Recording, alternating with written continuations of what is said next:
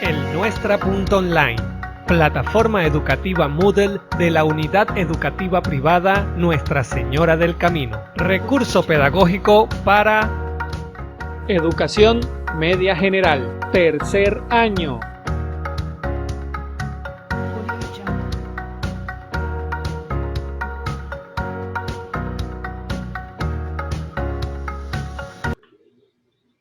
Hello students, my name is Sila Conrado, your English teacher. I am going to talk about relative pronouns. The objective to identify the relative pronouns in a relative clause. Relative clauses. A relative clause is the combination of two sentences connected by a relative pronoun. Sentence 1, Messi is a soccer player. Sentence 2, Messi plays for Barcelona. We join both sentences in only one, and we use the relative pronoun who. Messi is the soccer player who plays for Barcelona. Relative pronouns are linking words such as who, which, where, when, whose.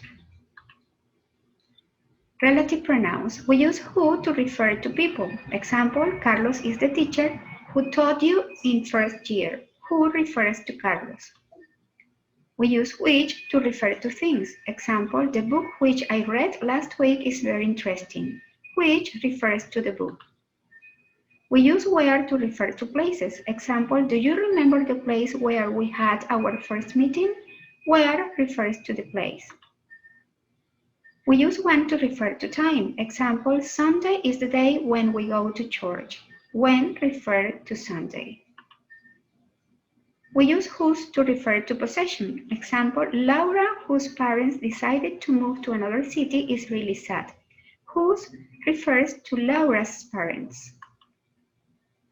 Keep in mind, study the relative pronoun, practice with the different examples, check your notebooks, study and practice before the evaluations. And do the activity 1 and activity 2. This you have to choose the correct relative, and the other one you need to underline the correct relative pronoun.